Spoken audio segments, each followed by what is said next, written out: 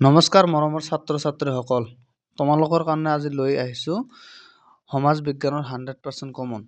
যিসকলে কম্পাৰ্টমেণ্ট পৰীক্ষা দিবলৈ গৈ আছা সেইসকলৰ কাৰণে অৰ্থনৈতিক ভূগোল বিষয়বস্তু আৰু সম্পদ এইটো চেপ্টাৰৰ পৰা মই তোমালোকক 100% কমন দিম। আজি তোমালোক ভিডিঅ'টো সম্পূৰ্ণ চাবা আৰু ইয়াৰ পৰাই মই যেইকেইটা দিম পঢ়িবা।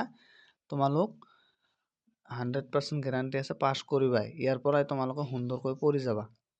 মই কি দিওঁ তোমালোক চাই লোৱা কমন কেইটা।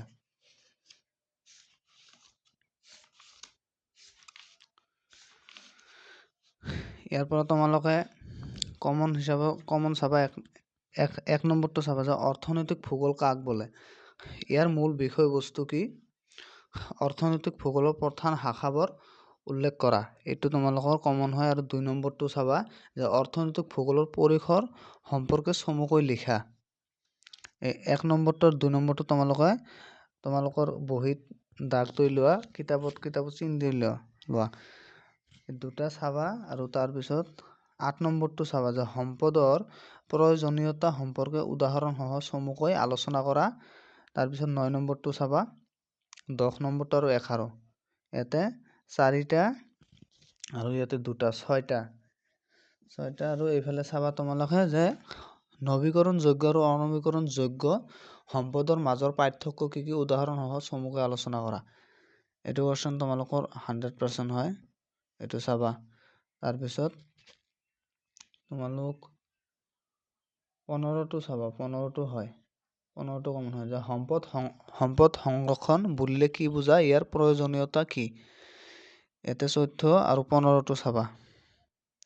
তাৰ পৰা যেইকেইটা দিলে সেইকেইটা চাবা। ইয়াৰ পৰাই তোমালোকৰ এটা আহিবই খাটাং আছে। আৰু পাৰ্থক্য তোমালোকে মই গল চিন দিয়াকেইটা চাবা, খ, গ আৰু খ, এই 3টা চাবা। বহুত আছে, মই মাত্ৰ 3টাহে দিলোঁ। তাৰপিছত তোমালোকে ইয়াত শুদ্ধ উত্তৰটো বাছি উলিয়াবা।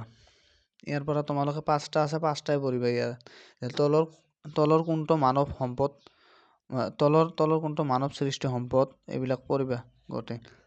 তাৰপিছত দ্বিতীয় চেপ্টাৰৰ পৰা দিছোঁ পৰিৱেশ আৰু পৰিৱেশৰ সমস্যা।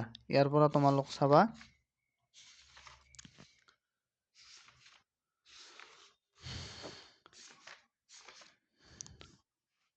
ইয়াৰ পৰা ফাৰ্ষ্টতে তোমালোকে 6 নম্বৰটো চাবা যে জীৱমণ্ডলৰ বিস্তৃতি সম্বন্ধে লিখা। আৰু 7 নম্বৰটো চাবা পৃথিৱীৰ পৰিৱেশৰ প্ৰধান মণ্ডল 4টাৰ মাজৰ সম্বন্ধৰ বিষয়ে চমুকৈ লিখা। 6 আৰু 7 এই 2টা তোমালোকৰ কমন হয়, কম্পাৰ্টমেণ্টৰ কাৰণে কমন হয়, এই 2টা পঢ়িবা। আৰু 8 নম্বৰটো পঢ়িবা আৰু 10 নম্বৰটো পঢ়িবা। তাৰপিছত তোমালোকে ইয়াতে 16টো পঢ়িবা যে পানী প্ৰদূষণ কি আৰু কেনেকৈ হয় লিখা। মাটি প্ৰদূষণৰ বিষয়ে চমু টকা লিখা। এই 2টাৰ ভিতৰত এটা তোমালোকৰ খাটাং আহিব। তাৰপিছত বায়ু কেনেকৈ প্ৰদূষিত হয়, এইটোও কমন হয়। এই 3টা কোৱেশ্যনৰ ভিতৰত এটা হয়ে। মৰুভূমি কাক বোলে, মৰুকৰণৰ সংজ্ঞা দিয়া, এইটো তোমালোকৰ আহিব। তাৰপিছত 22, 23 আৰু 24 এই 3টাৰ ভিতৰত এটা তোমালোকৰ আহিব খাটাং। এইকেইটা যদি তোমালোকে চাই যোৱা তোমালোকৰ ইয়াৰ পৰা কমন থাকিব আৰু বাকী পঢ়িব নালাগে। মই যেইকেইটা দিলোঁ তোমালোকক দেখাই দিলোঁ, সেইকেইটা তোমালোকে সুন্দৰকৈ পঢ়ি যাবা। ইয়াৰ পৰাই তোমালোকৰ আহিব। আজিৰ ভিডিঅ' ইমানেই, দেখা হ'ব আৰু এটা ভিডিঅ'ত।